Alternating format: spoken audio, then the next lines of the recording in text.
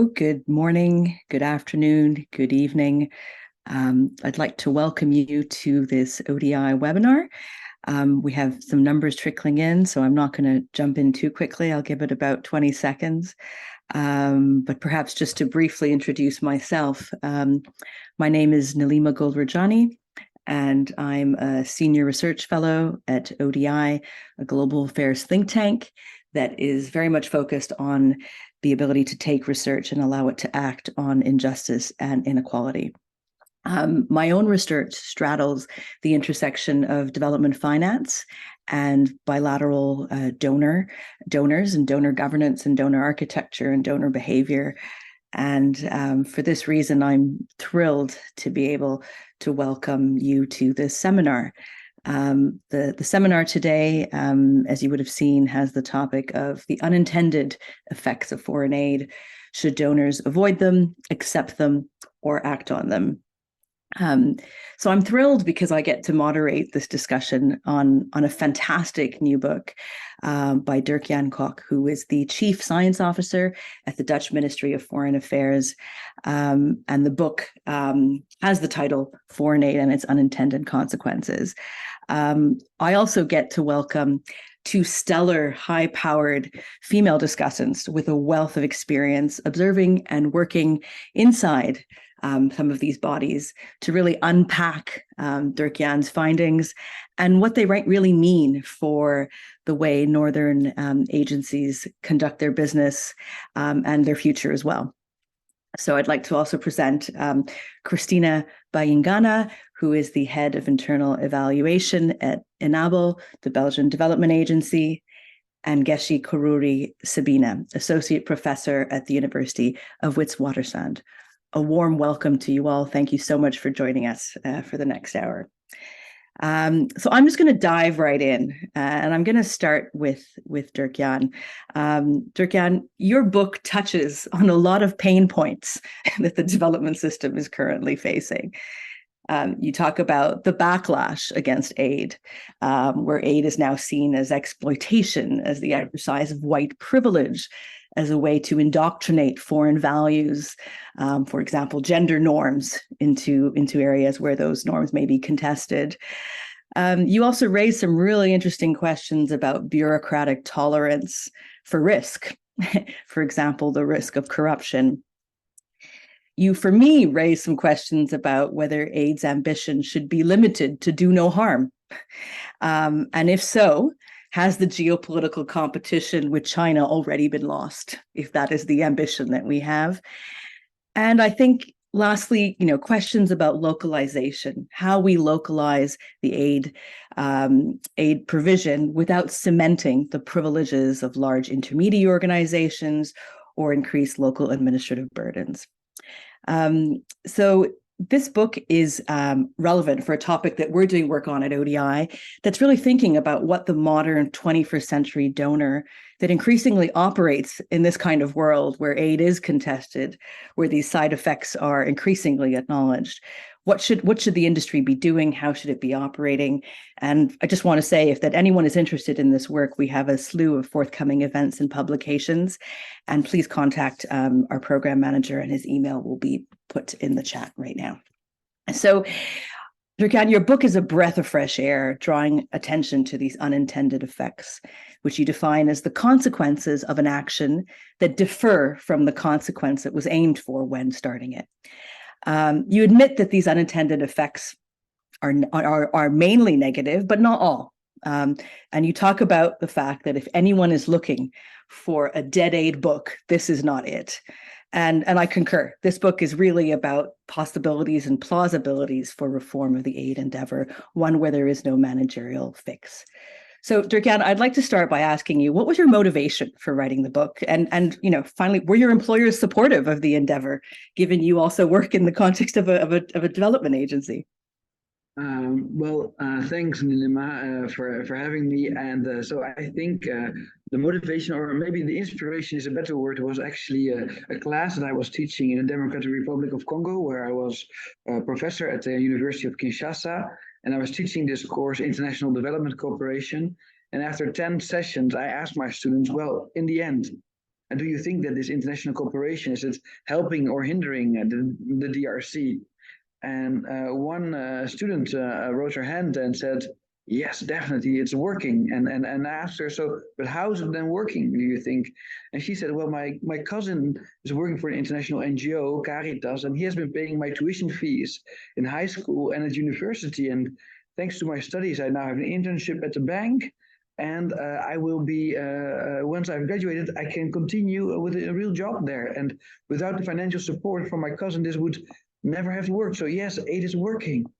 And I'm like, okay, that's interesting because I've been teaching about debt relief, about randomized controlled trials, and but not about these types of effects which are outside of the original theory of change. And so then I started to look at all the evaluations that donors do.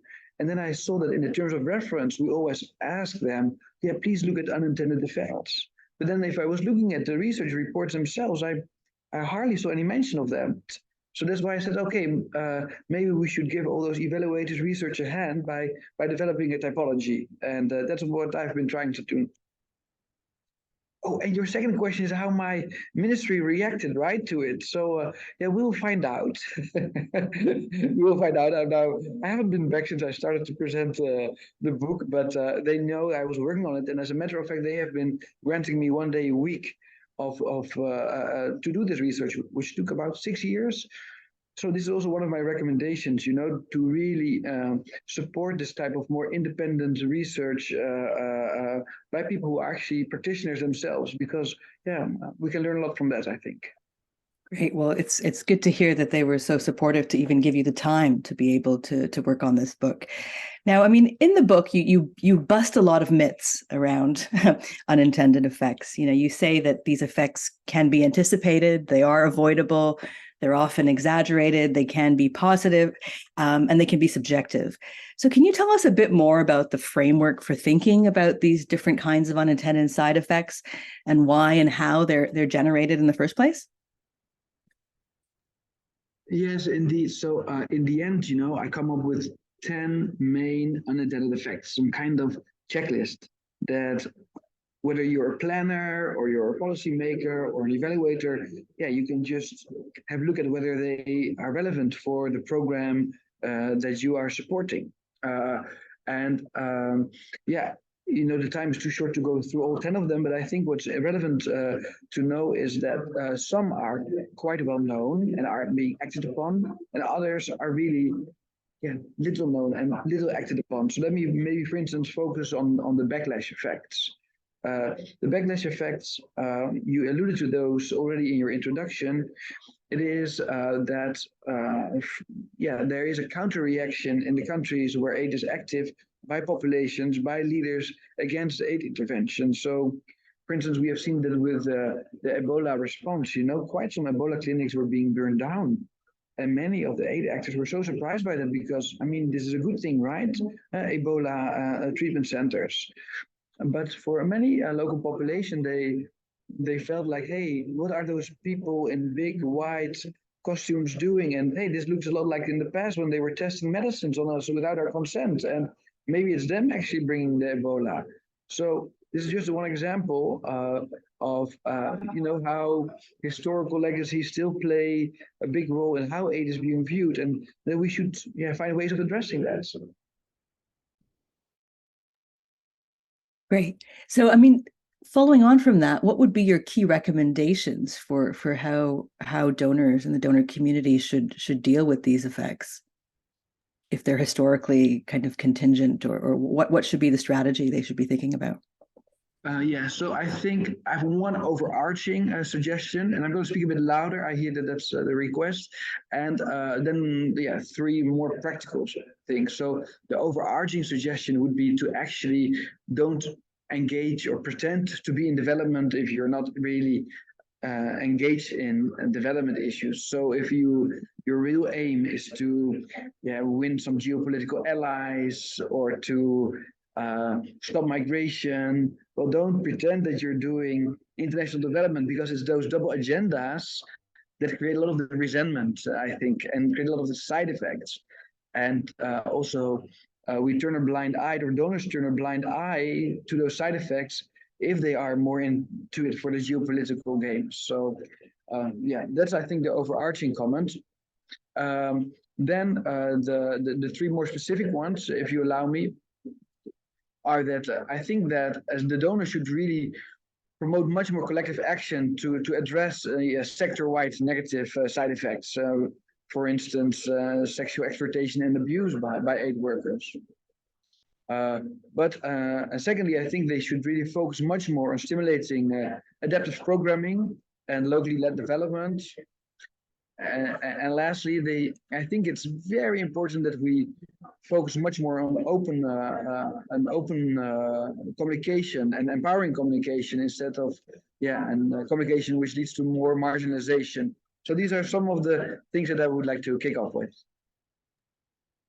That's great. Can I just quickly follow up on that? Do you think there are any particular donors that are doing these things well, that have or that are leaders, let's say, in terms of handling these side effects? Oh, wow, that's a good question. No, I think in certain side effects are being taken more seriously. For instance, with conflict sensitivity. You know that 10 years ago, this conflict sensitive way of working was really not existing that much. But some agents really put it on the agenda, like saying, hey, please be aware that with your foreign aid, you are sometimes contributing to conflict. And now we see that UNICEF, other players are much more aware of, okay, where are we building the schools? Is this contested land or not? Or who are we recruiting? Are we recruiting from both sides of the conflict or just one side of the conflict? So I see that I wouldn't say that certain donors are doing better than others, but I see that certain themes are being picked up more systematically than others. Great. Okay, thank you. That's great, Dirk-Jan. I think I'll turn to Christina now, if that's all right, to offer us a bit of a view from a development agency. There's some really powerful anecdotes in Dirk-Jan's book around the push and pull factors that drive these unintended effects. And the idea that some evaluation in particular tends to miss some of the positive spillovers effect, the catalytic effects. So I was wondering what your thoughts were here as head of internal evaluation, Christina. Is evaluation missing some of these unintended effects? What needs to change to allow the evaluation process to take them into account more and to openly start conversations about them? So I'll turn to you. Yes, thank you, Nilima. Well, yeah, maybe for sure we miss it because, of course, it's sometimes difficult to look for something that you're not looking for, that you're not expecting. But I think that here, what is important in evaluations, but overall in our practice is basically, and something that is mentioned also in the book of Dirk-Jan, is to embrace complexity in practice. And this goes for a number of aspects of our work in development aid. I would say that very frequently we hear donors and organizations speaking about polycrisis and the complex context in which we work. So we kind of recognize this complexity and interconnections between the various topics, SDGs, and we see that it's not that simple. But then this acknowledgement also fails often to translate into practice and implementation.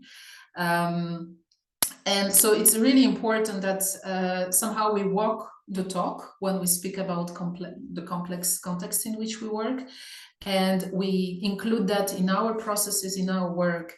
So I think that to achieve that is really to foster, if we foster flexibility in our implementation by having planning and monitoring and evaluation, embedding complexity, and so it means that we look beyond this rigid and linear approach and the logical frameworks or a very limited theory of changes, because this linear approach makes us miss reality. So I think that, to respond to this first part of the question, embracing complexity in practice is really, I think, for me, a first step to make sure that we can include that in our practice. Great. Thanks, Christina. I mean, there's been a lot of work on thinking and working politically, adaptive management, problem iterative adaptation. I mean, the last decade has had a slew of interest in these ideas. And yet, I think there's been a lot of challenge actually bringing this into practice. I mean, not just in the evaluation world, but also in terms of trying to shift bureaucracies to be less conservative, to embrace risk. I'm wondering what we can do about that from your view inside a Belgian cooperation, and is there just a level of intolerance for that kind of complexity inside these bureaucracies, and how do we shift the needle? Yeah, I mean, I think, well, I think indeed, as you said, there is a lot of progress that has been done, but a lot stays in rhetoric. And I mean, we maybe we know what we need to do. Everybody knows what we need to do in terms of improved monitoring and evaluation, if I speak only about this field of work. But throughout our projects or programs implemented, we know that it's really important also to have a good understanding of the context. For example, I mean, I will give an example that I like really much is about the use a few years ago of genetically modified seeds with the aim of doubling crop production. And but however, we kind of in this practice, I say we, like international community, overlooked the long-standing traditions and cultural practices within the communities to produce their own seeds annually.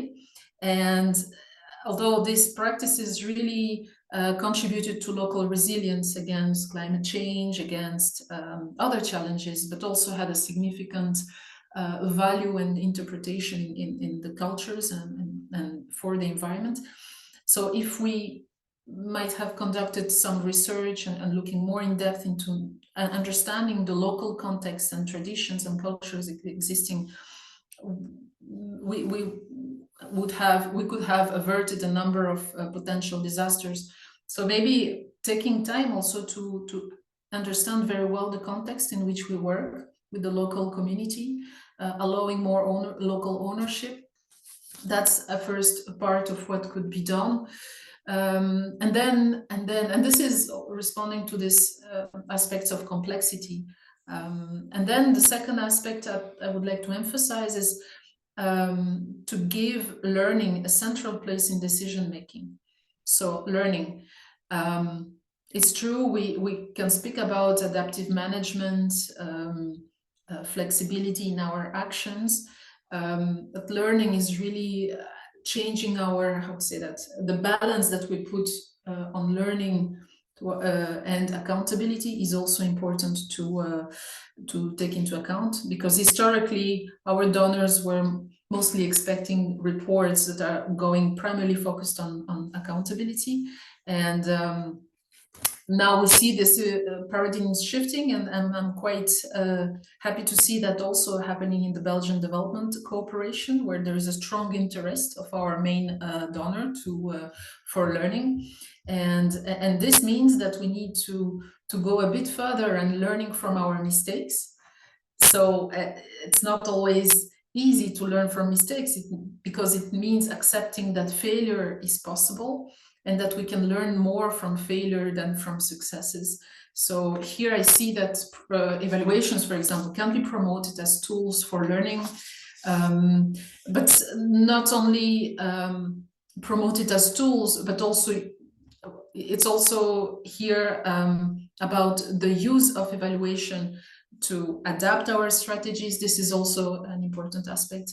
And also, as evaluation brings a lot of new evidence, I think that it can influence policy as well. So if we, through evaluation, can identify unintended effects, it is then possible to advocate and to have this evidence to advocate for policy change, and this can help to reduce these effects in the future as well. Great.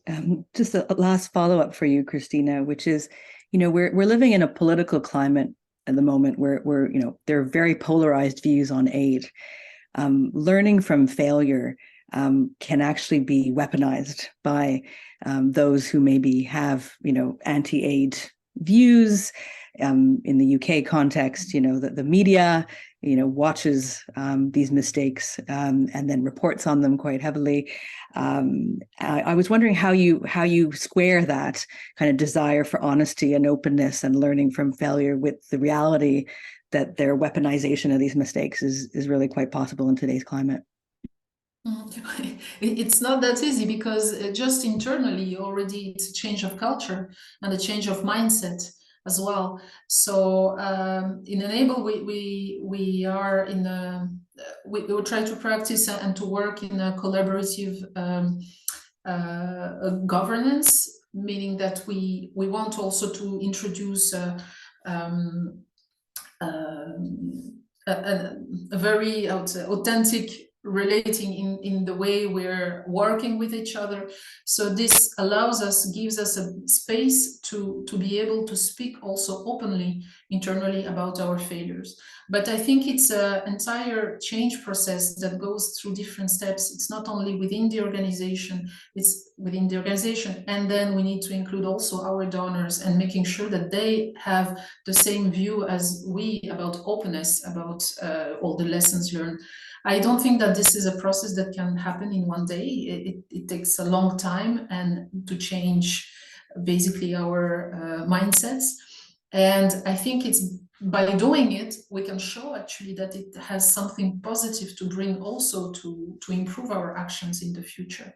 But it's true that if we have, in case we have donors that are risk averse but also we can see that when there is an aspect linked to finance, it's very difficult to say that you have failed to produce this output that was expected because actually the context changed.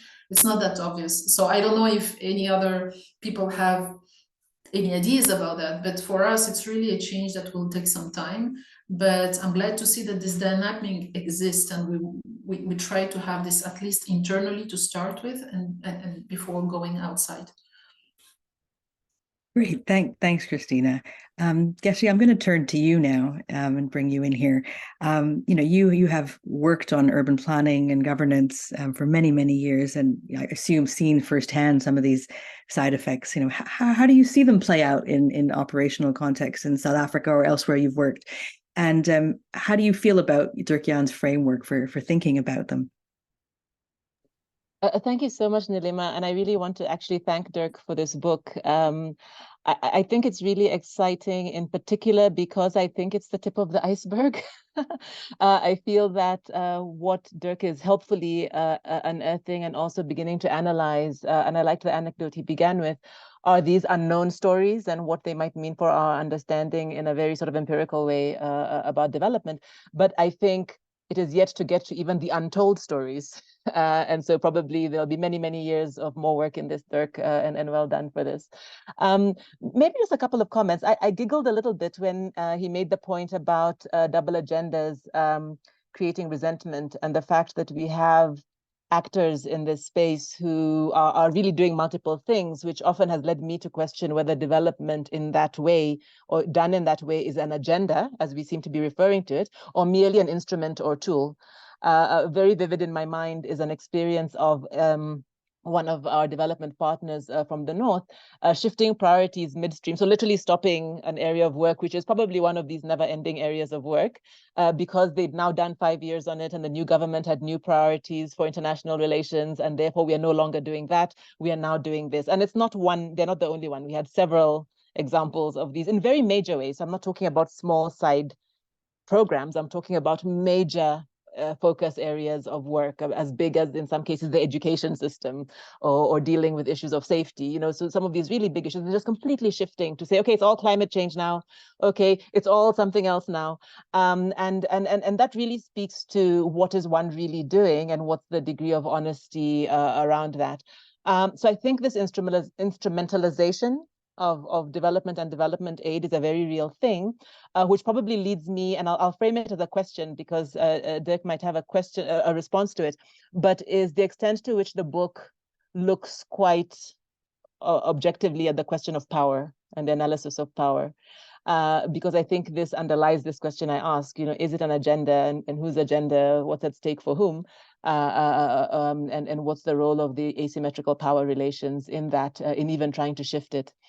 So that I found perhaps an area that I would be keen to hear more about.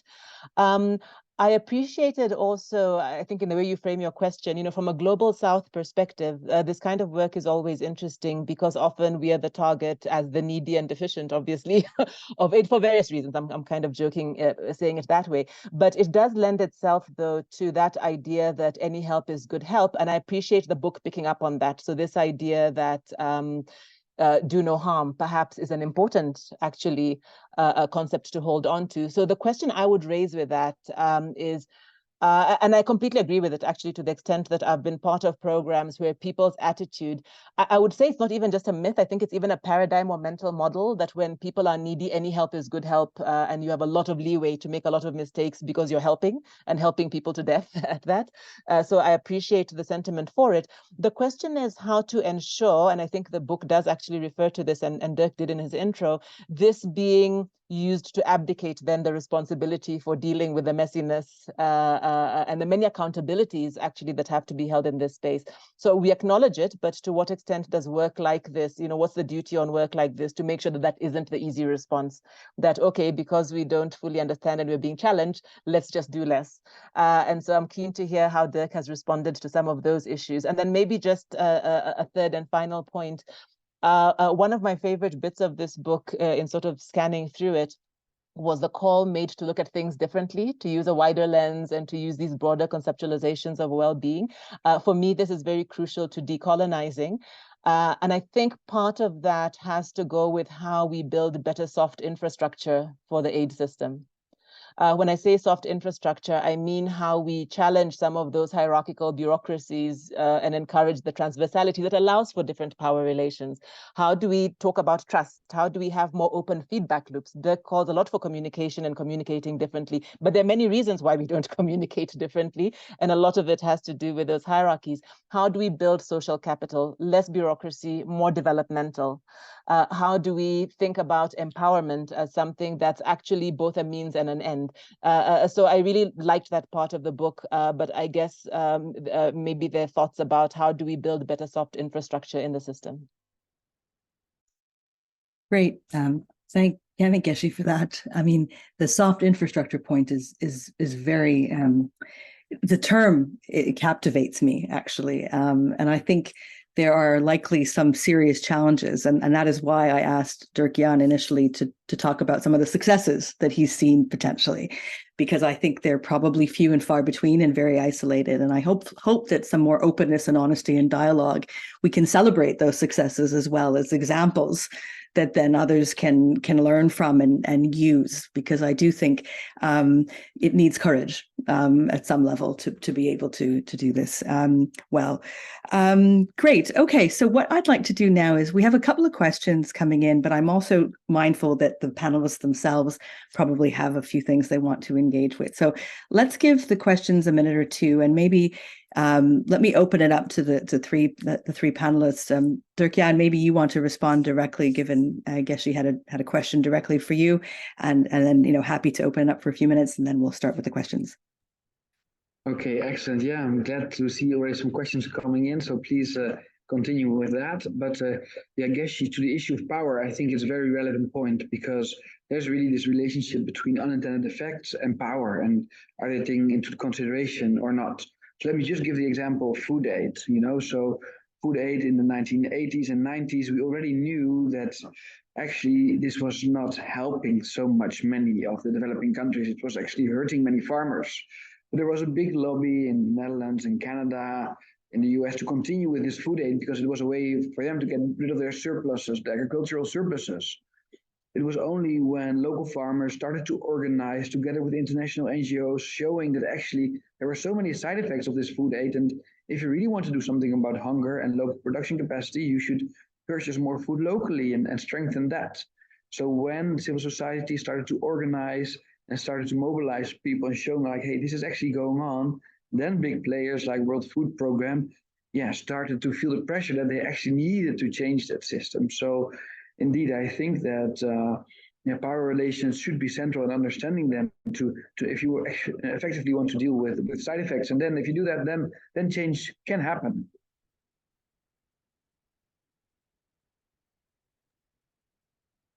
Yeshi, would you like to come to respond to that, or?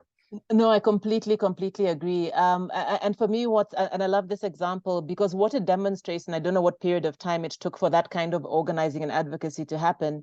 And while appreciating, I think the point that was being made previously by Christina about the learning process, there's a huge amount of energy and time and effort that goes to having to organize huge interventions to argue something probably that is not a difficult case to make. You know what I mean? The burden of proving that something isn't working when everybody knows it's not working, I think is a really important part of this story. But thank you for that, Dirk.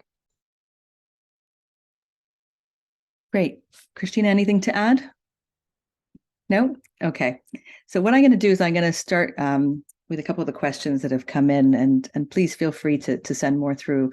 So one question I have from Eric Sario was, he was wondering if you see linkages between your work on unintended effects and Ben Ramalingam's aid on the Ed of Chaos, or Bob Lamb's dual system problem and development assistance, or indeed the work of Merton going back 70 years. So yeah, Dirk-Jan. Yeah, definitely. So the work by Ben, who used to work for ODI, right? Didn't he? Has been really a source of inspiration, because I think he was one of the first to introduce this complexity thinking into development. And in the theoretical chapter of the book, I really try to unpack some of the key concepts from complexity theory, which can help us to understand unintended effects. So we look at feedback loops. I look at alternative impact pathways. So yeah, this book is really inspired by his work. I'm ashamed to say that I don't know the second author you mentioned. So right after we finish this session, I will look into Bob Lamb's dual system problem. Great.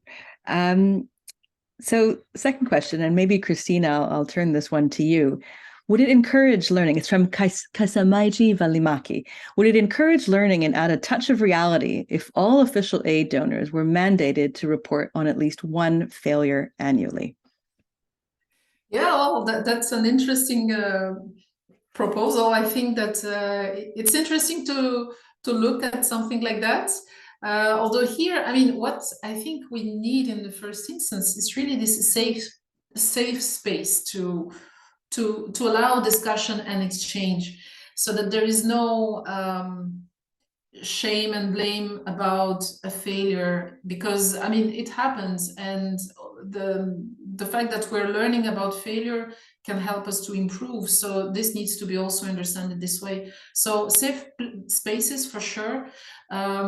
Now, again, I mean, should it be a sort of mandatory reporting? I don't know. We kind of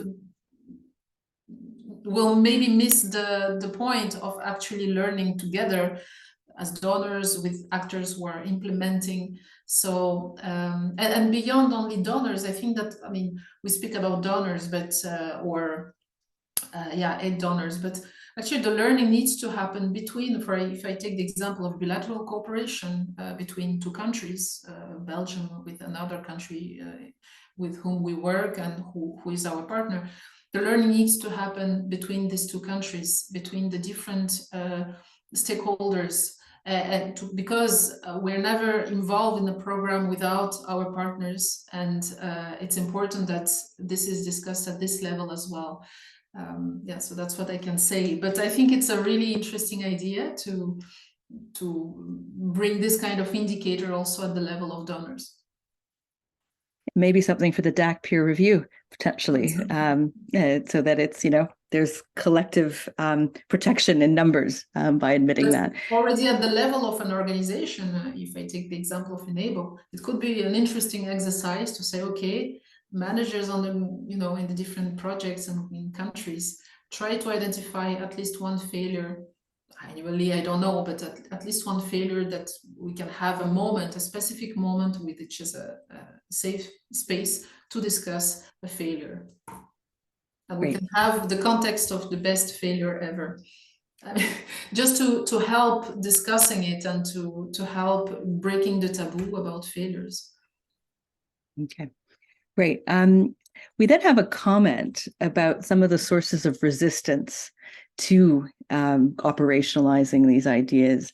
So Eric again talks about, the behavioral economics of living in large institutions, maintaining a strong resistance to these principles. For example, career paths and job security, which may militate against, this idea of learning from failure or open dialogue on these side effects. Acceptance of complexity in day-to-day business and how that squares with just the need and the imperative to get things done, or simply the human need to believe in what one does and not live with too much uncertainty. So, I mean, Dirk-Jan, your book, does encourage us to embrace complexity and that radical uncertainty that exists, frankly, not just in the aid endeavor, but in almost every endeavor, I would say, especially in these times. But how do you answer that question of, how do we square these imperatives of the rational modern way of working? Yeah, what I suggest is not to abandon planning altogether. Some people would say, "Oh, let's just stop with that." I do think there's some value in having the SDGs, for instance, as a yardstick, and then you realize that okay, we're now off track. We need to do something. Let's try to get there. I know they're imperfect, but I do think that we should have some aims, but I think we should have much more flexibility in how to get there and really be much more open about potential synergies, but also about potential trade-offs.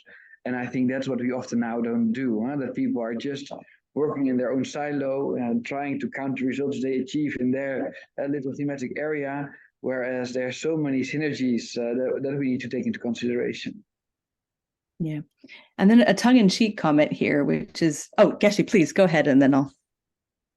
Sorry, no, please go ahead if it's on the same one. I just wanted to add something. Okay. Well, it was just more that, we know some of these sources of resistance, and, how many more books do we need kind of telling the system that these exist, these are problems that need to be tackled? I mean, I'll open that up to anybody, but, Geshe, please, why don't you start? Yeah.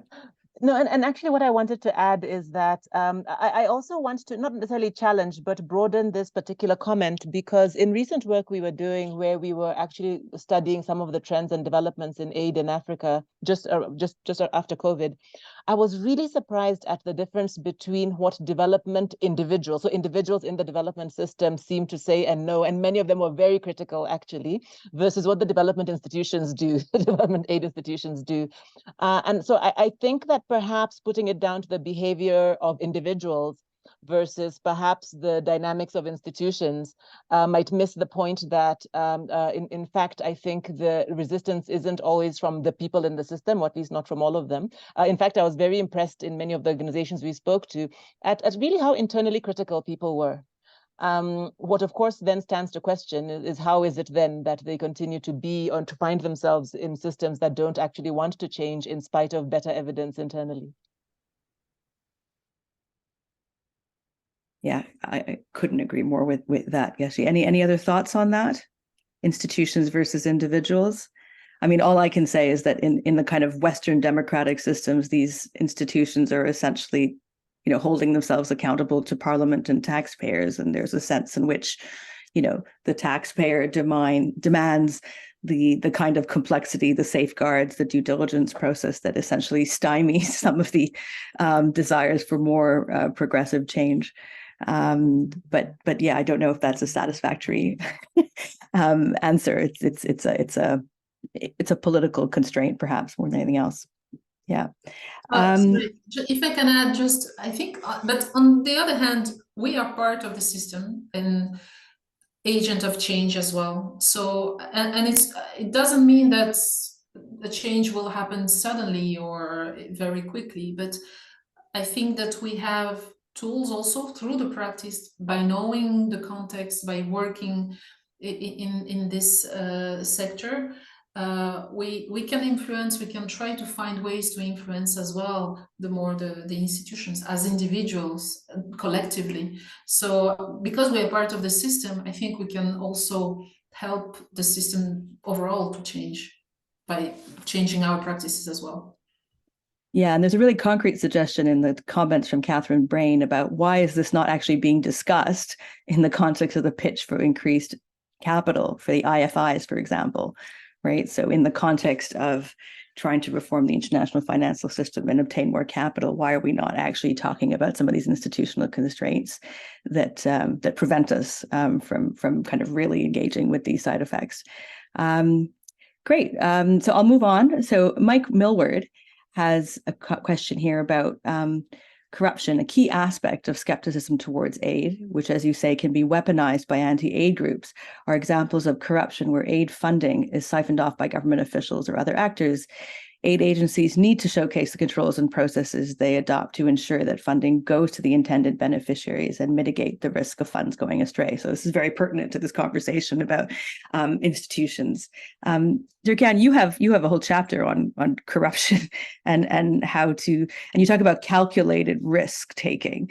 I wonder if that might be a way to answer this question or comment.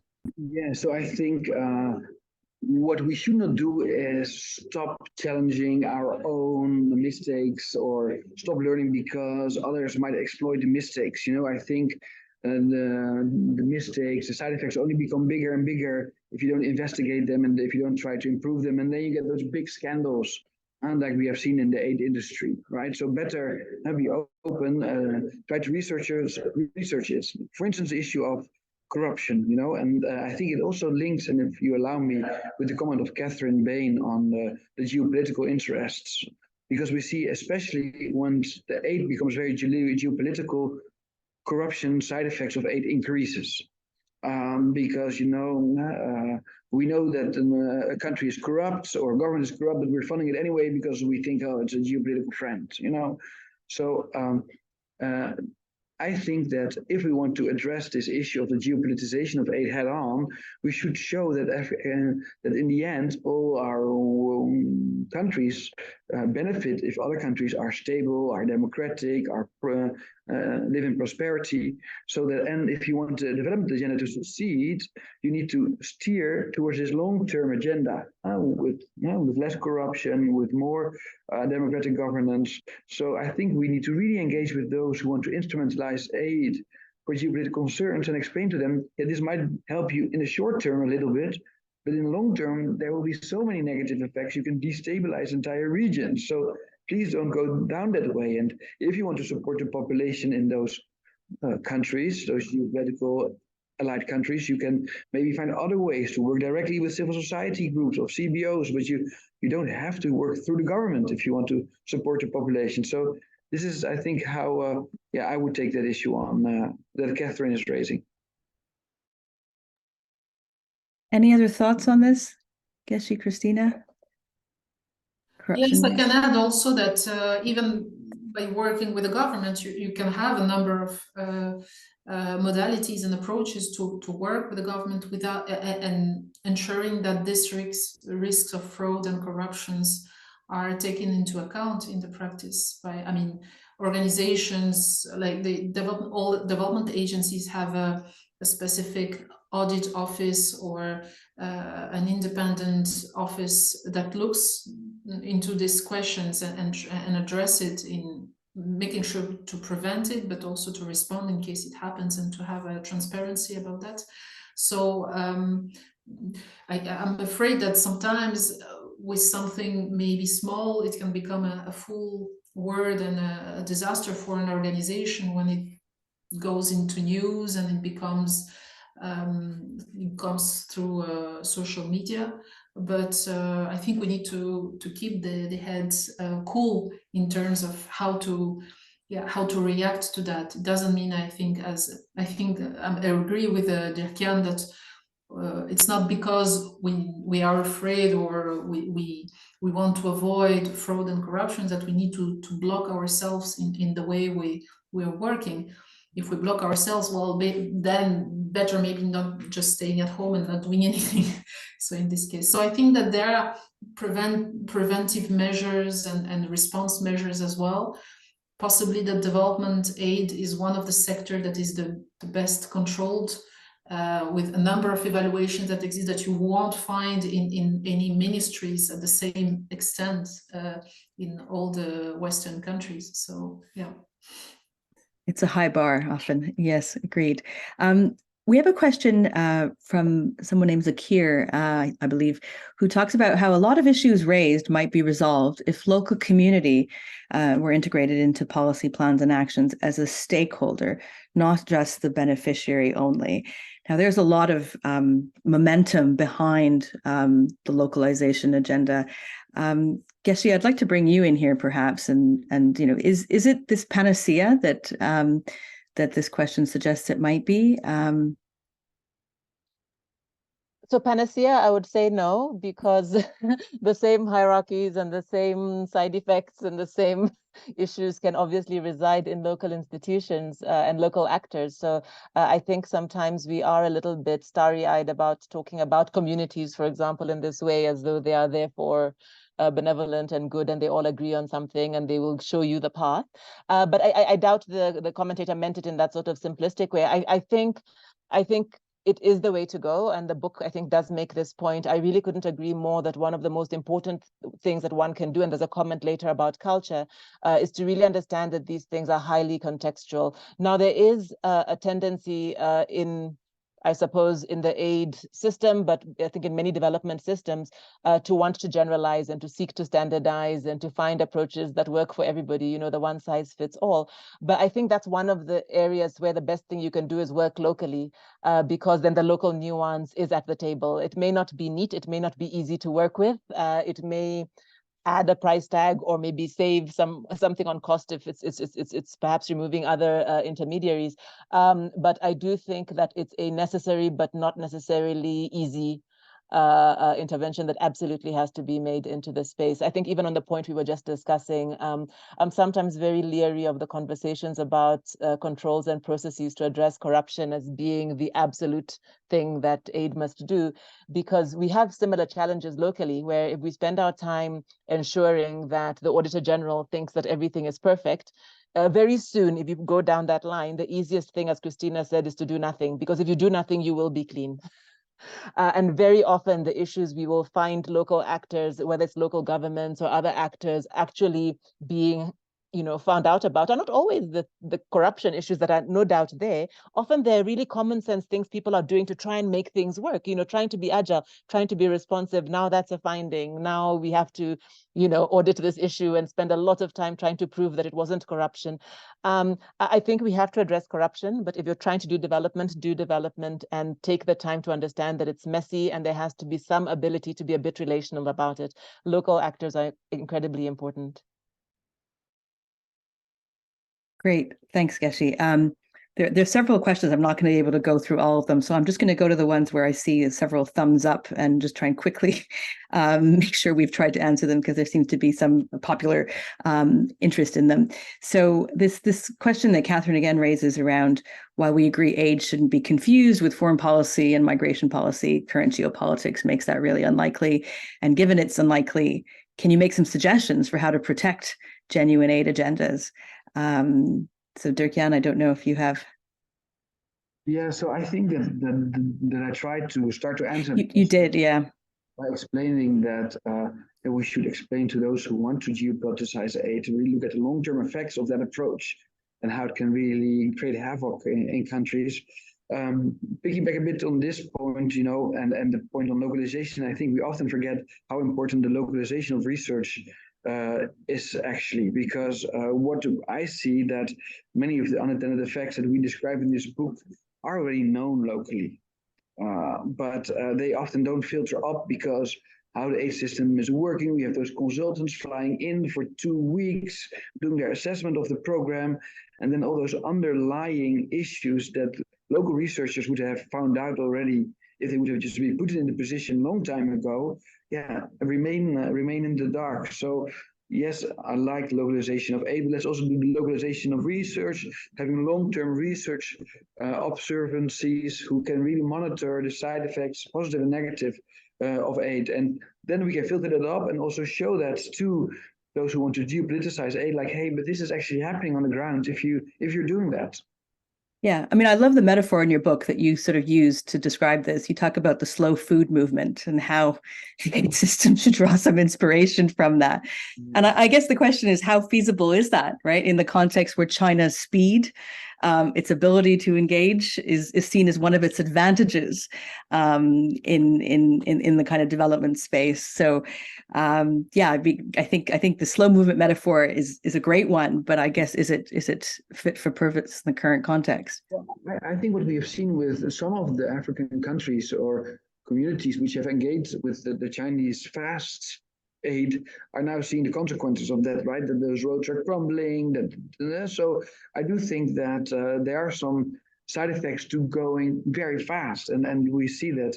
Especially, okay, one thing about China, then we have all these processes of free, prior, and informed consent with the Western development banks. If you want to build a road through a community, the community needs to agree. Then the Chinese-dominated development bank said, yes, we'll continue with the FPIC, free, prior, informed, but they made consultation, not consent, but consultation. And there it's a big difference for the local community, because it's very easy for a bank to say, yeah, I consulted you guys, which is different than I got consent from you. So yes, I am in favor of slow policy movement, because I do think that we can really protect the interests and the communities better if we have due diligence in place. Great. And I think I just one last question before I kind of try and wrap up a little bit. There was a question about really the methods, really. So Gordon Cumming asked, given that not all aid evaluation reports are publicly available, how easy is it to get a sense of the scale of these unintended side effects? And is there evidence of positive side effects being built into future projects or programs? So this possibility of learning in the context of evaluation. Christina, maybe you might have some thoughts there. Well, this is something that actually we would like to look a bit more into details. We knew the work of Dirk-Jan for almost a year now that he was working, and he came to enable to present about unintended effects.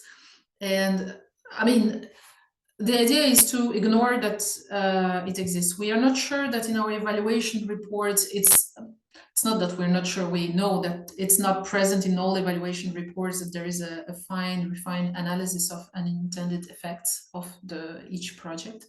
But the idea is really to dig into the reports and to try to identify if there are any specific trends in the type of unintended effects that we have. And if we can identify that and see what comes very frequently in our practice, it gives us also strong lessons learned for new programming. And for example, now so this is something that we would like to do next year. But in addition to that, we try also to have a more structured system to use the recommendations and lessons learned from our reports into the programming cycles within the bilateral cooperation. It seems obvious like that in theory, but in practice it's not that obvious, because we have big programs with a lot of projects, and it's sometimes the lessons learned and recommendations are taken, but sometimes it's not taken into account in the cycles. So I think that there are some approaches, I believe, to take into account unintended effects. And in terms of monitoring, I would say that including approaches that we're not using, new to our organization, like outcome harvesting, can be a good way also to basically to try to identify all the effects, not only what was expected through this discussions at the beginning, sometimes 3-4 years before the measurement, but really to try to capture the change, different types of change that happen as we work. So changing the way we're doing our outcome monitoring with approaches like outcome harvesting can be another way. Great. Thanks, Christina. I haven't been able to go through all the questions, but hopefully if there's any there that catch your eye, please do respond verbally. And thanks for the participation of the audience, which has been great. To wrap up, we have a couple minutes now. I want to kind of go back to the exam question, which we set for this session, which was, how should donors respond to the possibility of these unintended effects? Now, I put three choices up. One is they should deliberately try and avoid them, and that could be sort of seen to maybe a do no harm, except for the positive ones, the positive effects, like the ripple effects that Jurkan talks about. So they just accept them as inevitable to the aid endeavor. But you suggest that these are avoidable, Jurkan, in your book. So, is it just, a passive destiny-focused kind of argument there? Is that sufficient? Or should they be acting on them? Should they be doing something differently? Grip it by the reins. So I'm going to give you maybe 1 minute each to try and kind of conclude on that note. So I will end with Jurkan because he wrote the book and he's going to have a second one, I'm sure, coming out soon to address that. But maybe, Geshe, do you want to start? So I'm going to steal the easy answer, which is probably all of them. I think they should avoid if the only possible response is let's do nothing. So then rather avoid. I think they should accept if that means taking responsibility, doing no harm, working deeper, and most importantly, learning. But I think the acting one is very interesting because to me, the acting really requires a degree of insight and the points we were discussing earlier about the power relations, about the institutional behaviors. Without doing that work, I'm not sure what the possibility of action is. And in fact, the action might just take us from one problem to the next. Great. Thanks for that. Christina? Yes, well, I think it will depend, of course, of each of the type of unintended effects and on the context as well, what we feel and assess as acceptable or not acceptable. So there is no one response, but if really I would say act on them, of course, because once you have the information about the existence of unintended effects of your action, if you're not doing anything, it's absolutely irresponsible. It's accepting that there might be negative effects that you're doing and you're not doing anything about it. So I think really that we all need to be focused into action. And of course, when it depends also on the impact of this specific unintended effects on development, on the communities. So a balanced approach, but definitely into action. Thanks, Christina. And Jurkan, final word on this? Yeah, and I'm sorry that we cannot answer all the questions of the audience, but I'm glad that they started to discuss with each other. So that's great. That made my life a bit easier already. So great being here. So, but I think that, if I had to choose, I would focus on the act. Because I think that some unintended effects are just acceptable if you look at the outcome you want to achieve. And so it's not about just making sure there's not a single risk happening, because then maybe you just stifle any kind of innovation. So, but it needs to be calculated. That's what I say. And I think that we haven't been doing the calculations correctly. And that's some of the people also said, many of those reports are not public. Many organizations keep the failures for themselves. So we don't really learn. So we don't really know we cannot do the actual good calculations. So let's act better on them, but let's do it together. Great. That's a great note to end on. I think there is consensus on action, which is not fully unsurprising, given the glass half full perspective that the sector tends to attract. So with that, I just want to thank all three of you for joining us today.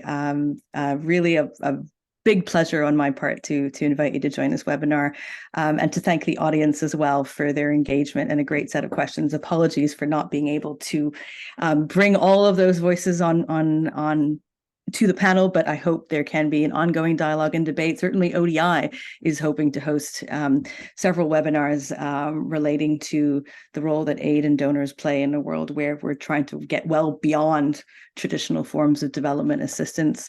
So I just encourage you to stay in touch. In the chat, we put Yassine's email in case you'd like to be added to our newsletter and mailing list. And I guess it just leaves me to thank you again and to wish you a good end of day.